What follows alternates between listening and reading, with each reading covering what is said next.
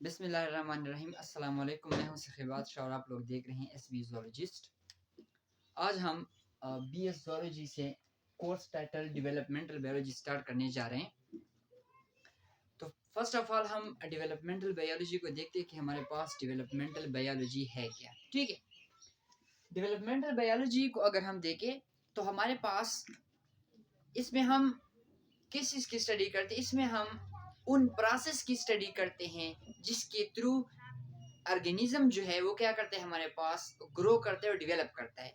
Developmental biology में हम उन प्रोसेस की स्टडी करते हैं जिन प्रोसेस के थ्रू ऑर्गेनिजम्स मींस प्लांट्स से एनिमल्स हमारे पास क्या करता है, ग्रो करता है, डेवलप होता है। ठीक है, तो हमारा ताल्लुक हमारे पास जोलॉजी से है, मींस यहाँ पर हम एनिमल्स की स्टडी करेंगे।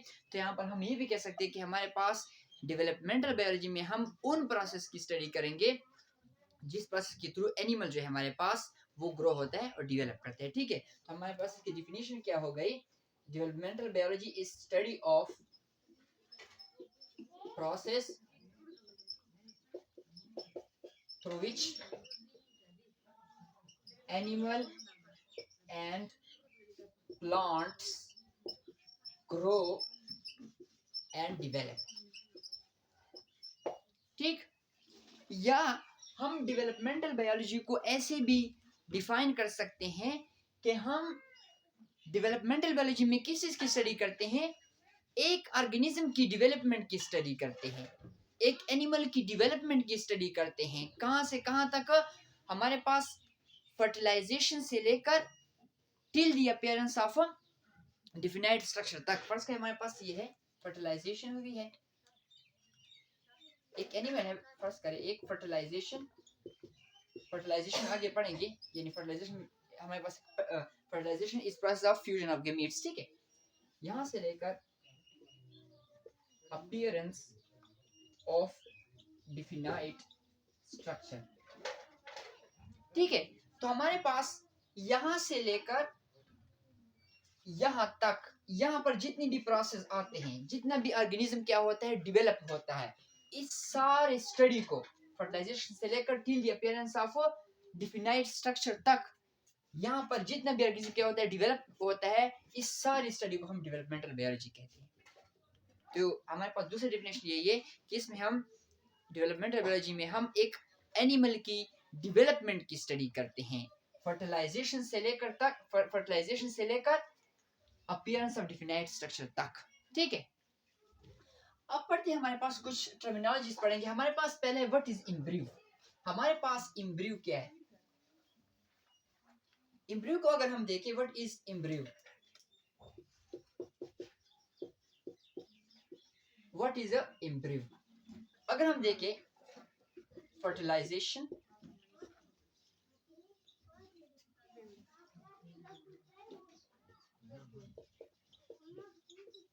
यहां पर अगर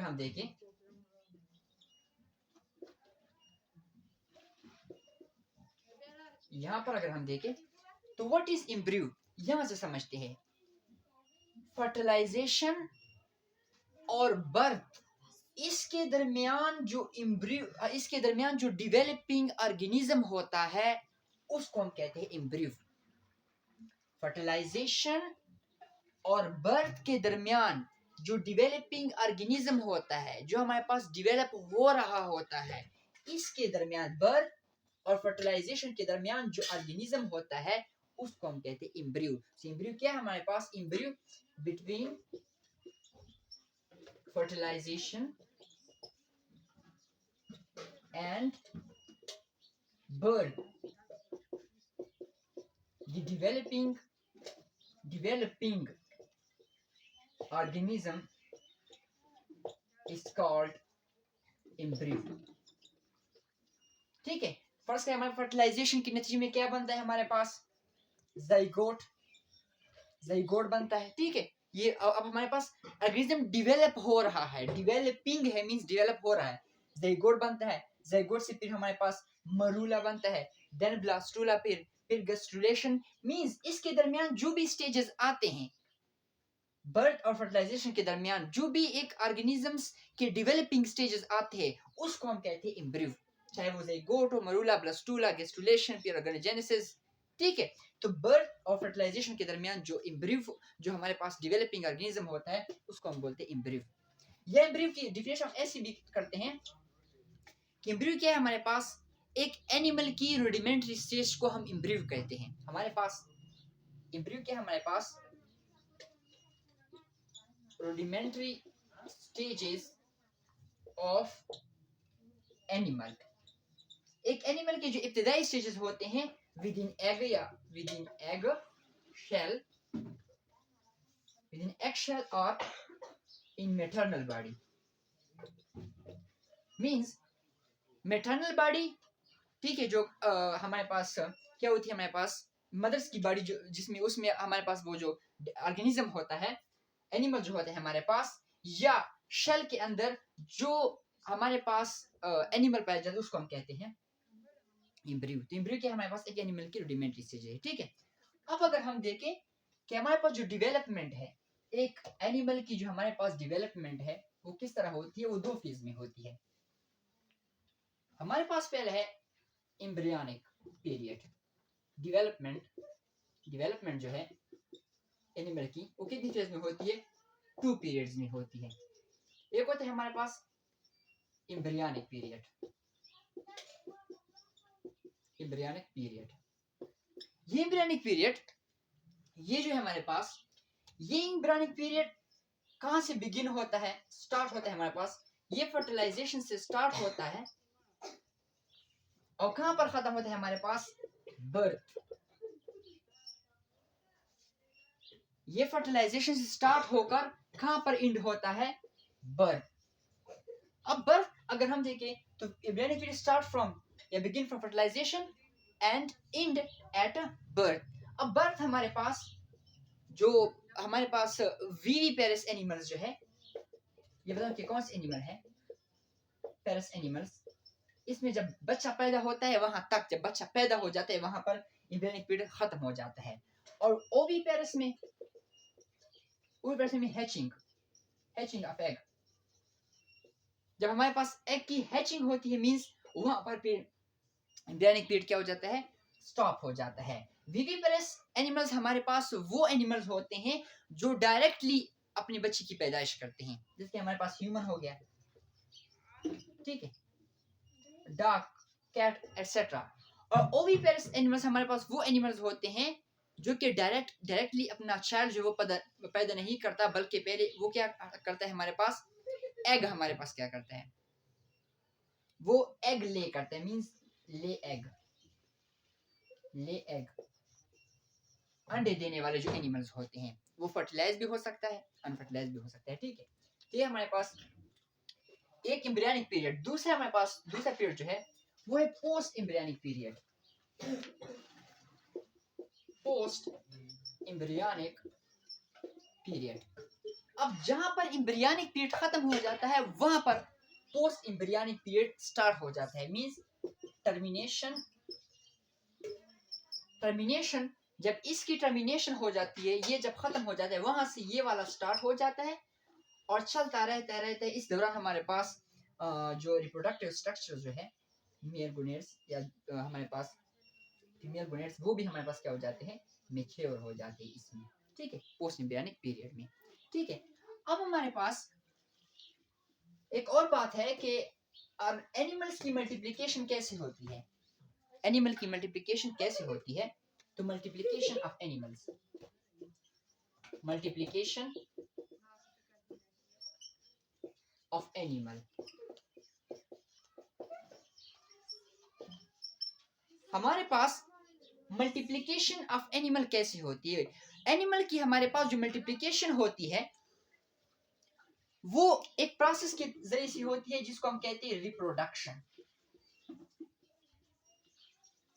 इस प्रोसेस के थ्रू एनिमल्स की रिप्रोडक्शन होती है। रिप्रोडक्शन क्या है, हमारे पास एक ऐसा प्रोसेस है जिसके थ्रू ऑर्गेनिज्म क्या करते हैं, अपने ऑफस्प्रिंग पैदा करते हैं अपनी ही तरह के। तो it is a process through which organism produce individual या ऑफ स्प्रिंग हम यहाँ पर बोल दें, of spring of same species. ठीक है, ह्यूमन हमारे पास जो बच्चे देखो वो ह्यूमन ही की तरह होंगे, डॉग्स जो अपने बच्चे पैदा करेंगे वो डॉग्स की तरह होंगे। ठीक है, रिप्रोडक्शन। अब डेवलपमेंट जो है हमारे पास वो तो मैंने कहा रिप्रोडक्शन के जरिए से होती है। अब रिप्रोडक्शन के दो टाइप से, एक एसेक्सुअल रिप्रोडक्शन, एक है हमारे पास सेक्सुअल रिप्रोडक्शन। इन दो रिप्रोडक्शन के जरिए से मल्टीप्लिकेशन होती है एनिमल्स की, इससे भी होती है एसेक्सुअल रिप्रोडक्शन से भी, और इससे भी हमारे पास होती है। अब इसमें हम फर्क भी देख लेंगे और पढ़ भी लेंगे। एसेक्सुअल रिप्रोडक्शन में जो नया प्रोजेनी पैदा होता है, नया ऑफस्प्रिंग जो पैदा होता है, वो एक ऑर्गेनिज्म पैदा करता है। मींस एसेक्सुअल रिप्रोडक्शन हमारे पास एक ऐसा प्रोसेस है जिसके थ्रू एक ऑर्गेनिज्म से ऑफस्प्रिंग पैदा होता है। So it's a process through which progeny arise from single parent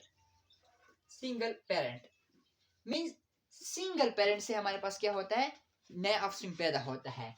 और सेक्सुअल रिप्रोडक्शन में हमारे पास एक ऐसा प्रोसेस है जिसके थ्रू जो नया प्रोजेनी या जो हमारे पास जो ऑफस्प्रिंग पैदा होता है वो दो पेरेंट से पैदा होता है। मींस वो किससे पैदा होता है, फ्यूजन ऑफ गेमीट्स से पैदा होता है। गेमीट्स की फ्यूजन होती है तब हमारे पास क्या होता है, एक ऑफस्प्रिंग पैदा होता है।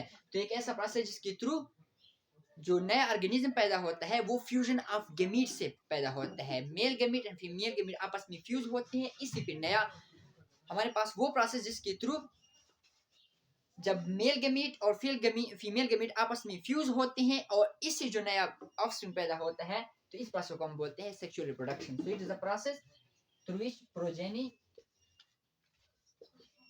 प्रोजेनी यहाँ पर हम offspring progeny arise from fusion of gamete. Fusion of gamete से हमारे पास नया बच्चा पैदा होता है। अब यहाँ पर दूसरा डिफरेंस ये है कि यहाँ पर जो ऑफस्प्रिंग पैदा हो जाता है वो टोटली इसी की तरह होता है। मींस बैक्टीरिया फर्स्ट करते बैक्टीरिया।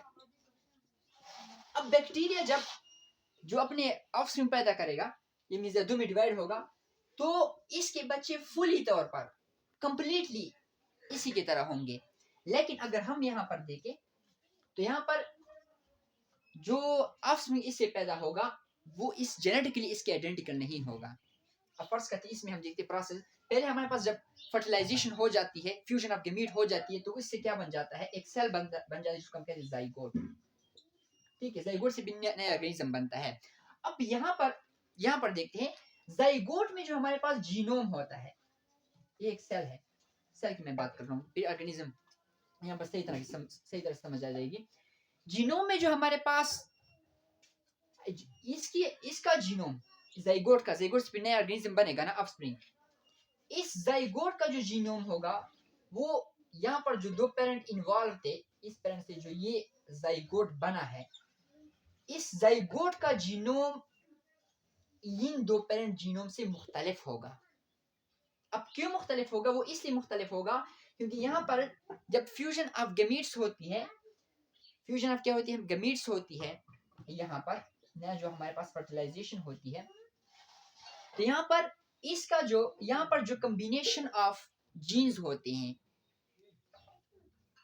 यहाँ पर जो कॉम्बिनेशन ऑफ जीन्स होते हैं वो डिफरेंट होते हैं इसके कॉम्बिनेशन ऑफ जीन्स से। क्यों, इसलिए क्योंकि कुछ कैरेक्टरिस्टिक्स मेल से आते हैं, कुछ कैरेक्टरिस्टिक फीमेल से आते हैं, वहां पर फ्यूज होते हैं, तो एक नया कॉम्बिनेशन बन जाता है जीन का जो कि इन दोनों से डिफरेंट होता है।